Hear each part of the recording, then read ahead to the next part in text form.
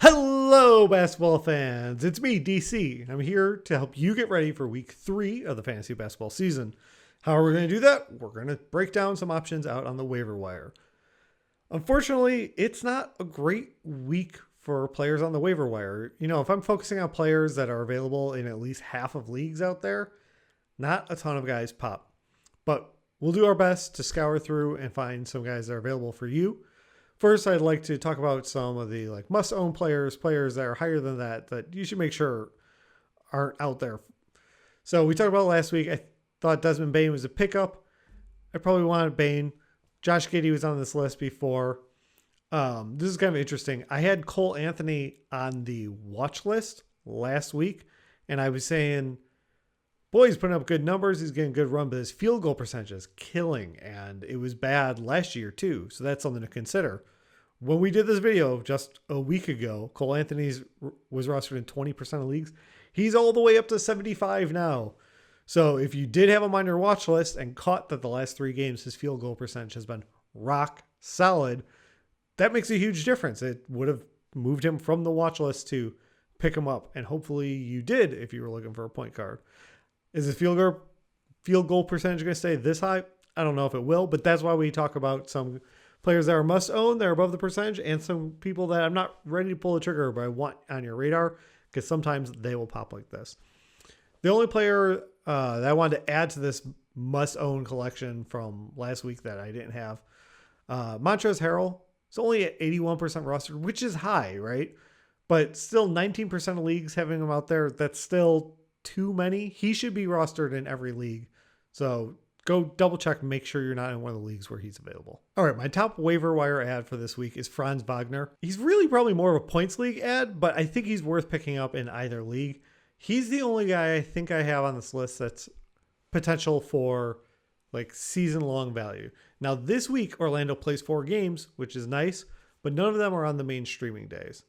Actually, let's bring that up and let me show the streaming schedule again real quick. So if you look at all the days, Tuesday, Thursday, Saturday are the obvious days when you're going to be able to, in a daily change league, to stream players. But I guess the only real stay away is Wednesday. That's with the 11 games. That's where you're probably not going to get anyone in. Orlando happens to be playing that day.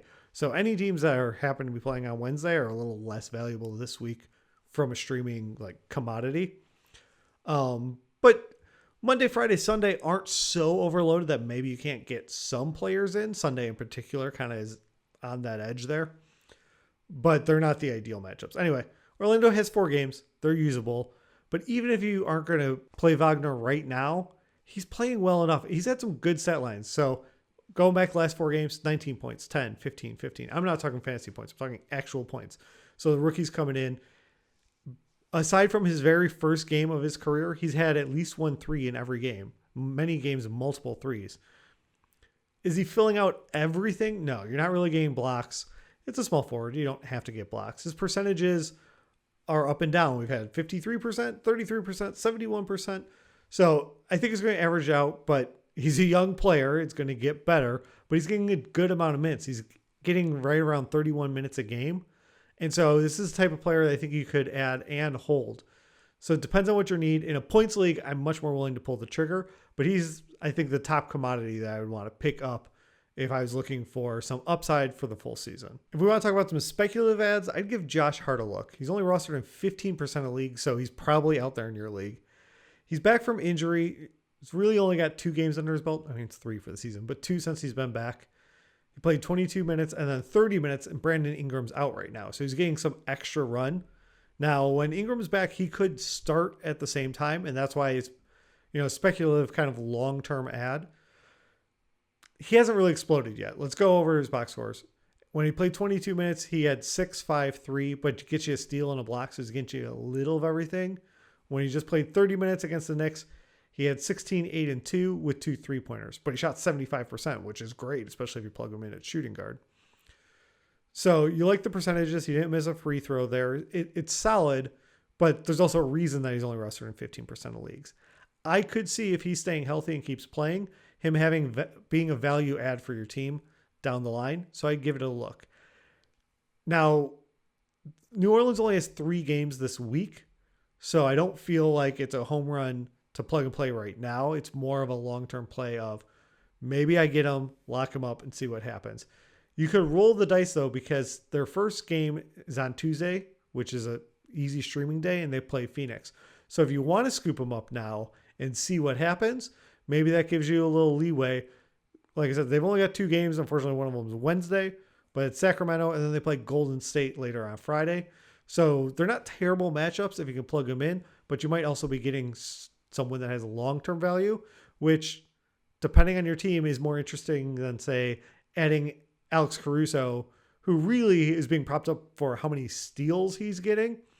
So Chicago only has 3 games. If you're looking for steals, that's fine. It's a great strategy for your daily change. Come Saturday, he's playing Philly. You want to get some steals, pick him up, stream Caruso right then. But if you're looking for more long-term, Josh Hart's next on the list. Like I said, it's a kind of rough week for me to come up with some, take some home run swings.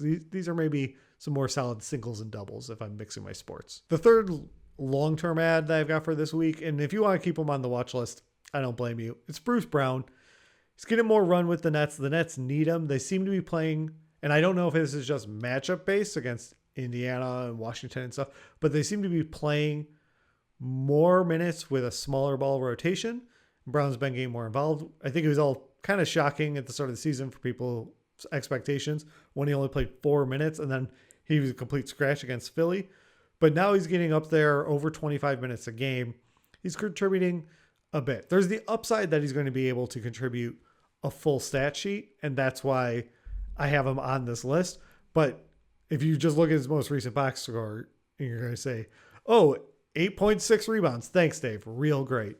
But, the prior game, 12-5-1 and 3 steals, shooting 62%. This is all great. High percentage shooters at shooting guard. If the minutes stay up there, I think there could be a great value. Now, it's only a 3-game week. They play Wednesday, Friday, Sunday. You're not super pumped about it. And so I don't know that he's an immediate use guy. There's a reason he's only 11% rostered.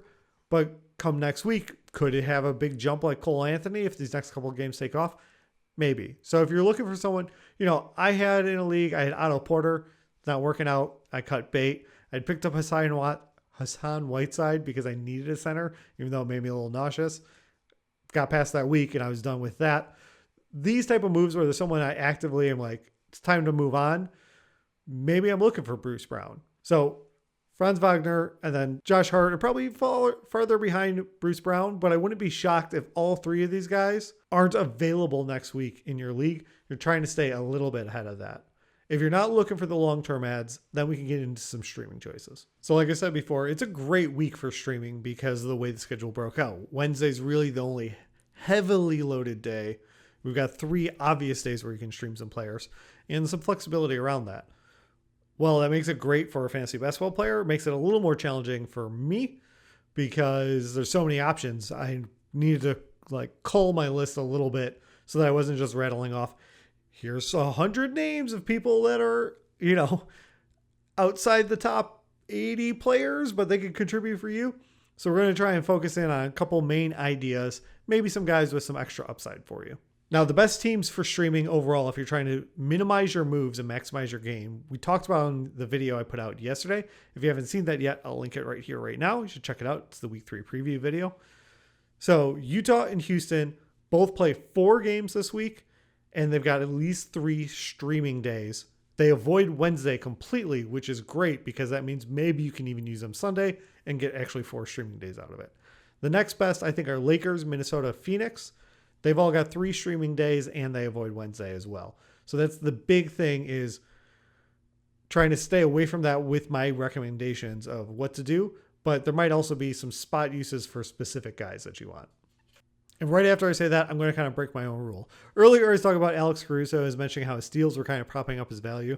If you're looking for steals later this week, Matisse Thybulle, 36% rostered, so he's available in 2/3 of leagues. If you want steals and blocks, while he doesn't contribute a lot elsewhere, it's great. So they have Thursday and Saturday streaming options against Detroit and Chicago. Detroit in particular, you expect it to be a good game, right? But it's nice because it's the second half of the week. You can kind of see how your matchup's going. And if you're feeling good in points or you're punting threes or something like that, but you're trying to get steals and blocks because it's close, Thibul's a guy to target for that. Also on Philly, Shake Milton, only rostered in 10%. If you're going the other way, you want threes, points, assists. 10% rostered, I think he could really contribute. They don't have Ben. So Philly's got some options there. I think Shake could contribute. And you've got a pretty good week. It's Portland, Chicago, Detroit, Chicago again for your matchup. Chicago's defense is better, but I'm not scared of any of those matchups. You might not get them in on Wednesday, like I said, but you could get 3 games out of picking up either of these Philly guys, depending on what you need for your roster. Jalen Brunson was on this list as a maybe. His adds and drops are funny because Dallas had such a great streaming week this week that he's picked up by a lot, but has been dropped, I think, as people are getting ready for next week. His last game also wasn't great, right? It was 4-3-3, nothing else. It was only 19 minutes, kind of a blowout game against Denver, so you could throw it away. He's playing today. Actually, it's a great early start, but the game's not over as of me recording this, so I'm not sure what he's going to do. I don't trust that Brunson's going to explode, but I wanted to mention it on here in case he does have a good game today.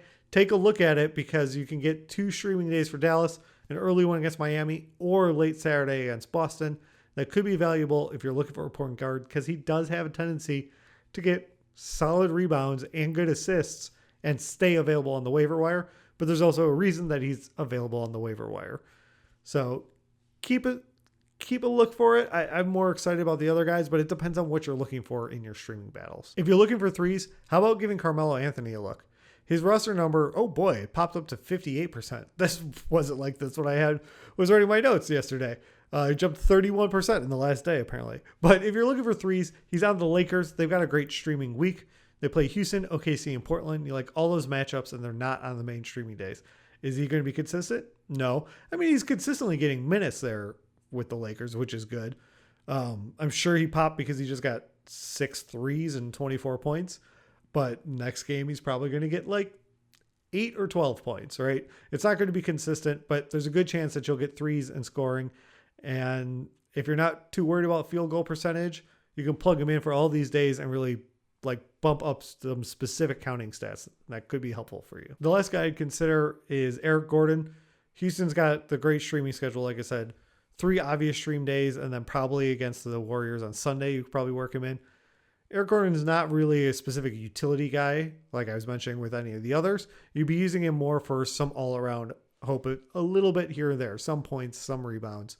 Can he get 20 points? Sure, but he might also get 8. So I'm not expecting a specific thing from him, but you could probably use him all week and minimize how many moves you have to do while getting him in there. He's only rostered in 21% of leagues, so he's widely available, but I don't think you're going to say, Eric Gordon single-handedly won me the week. It's just about kind of getting all those counting numbers and edging out your opponent. Let's close it out by rattling off some names that I've got for the watch list. You know, some of these guys might pop. Cole Anthony was on this last week. Maybe I should have been a little more bold and put him in the pickup.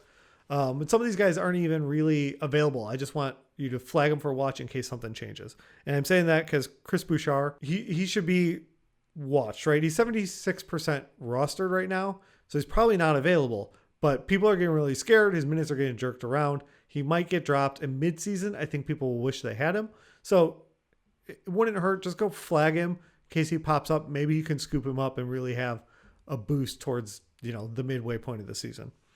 Darius Bazley, I'm tracking what's going on. He's good against the Lakers. He's crap against the Warriors.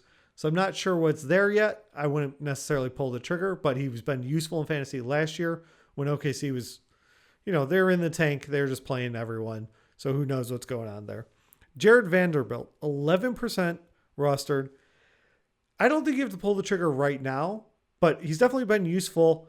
If he can get more minutes in Minnesota, like if there's an injury that puts him into the starting lineup or as the 6th man, boy, howdy, would I want him. So let's go ahead and flag him. Chima Okeke, 27% rostered. It's another minute to watch. He's coming back from injury. I don't think you got to rush to it. I know people were on Twitter talking about it before he came back. He was valuable last year, and maybe he will be valuable. That's why he's on the watch list. Bobby Portis, 39% rostered, but I'm a little skeptical of this. His minutes are down right now. I think he's resting on the back-to-back, so I wouldn't pull the trigger. He feels to me like he belongs in the camp with like Derrick Rose, where I've talked about it before. Guys that can contribute to your season, but at any time that might also be the person you cut for a hot commodity.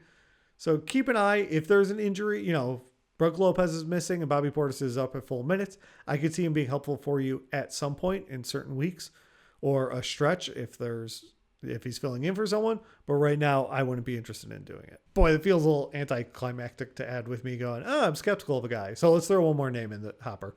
Cody Martin, 26% rostered right now. He didn't really fit into any of the categories I wanted to mention. I guess I could put him in the pickups. So Charlotte's got 4 games, which is great. None of them are on the obvious streaming days. Cody Martin's been playing well. He's giving you a little of everything, but nothing standing out, right? Last game, 15-3-2. Game before that, 12-2-5, but he got 4 steals for it. He had 2 threes in each of the games. That's awesome. He's been playing at about this level all season, which makes it pretty interesting. Can he crack the top 100 and stay there all season? Probably. If we're not worrying about, he gets a boost, I think, in 9 category, which I don't really focus on because I just ignore the turnovers anyway. So there could be value there. I think the 4 steals maybe made that box score pop a little more than we're going to see. But 26% rostered, even if it's not a for sure for this week, you might find value in him all season. He could be good in points league where you don't know which category he's going to get and they kind of smush them all together. And that'll do it for the week 3 waiver wire. Thank you for watching. If there's anyone you think I missed or someone you disagree with, leave a comment. Let's talk about it. No big deal. If you haven't checked out the week 3 preview yet, I'll link to it right at the end of this. Go ahead and check that out where I break down the schedule a little more of why I'm talking about which waiver days and stuff like that. And whether it's on the fantasy basketball court or in your real life, go out and win your week. Thank you so much for watching. If you've made it this far, please hit the like button and leave a comment down below. It helps me grow the channel. If you want more videos like this, hit subscribe or even the little bell will give you alerts. And I'll be back soon with another video for you.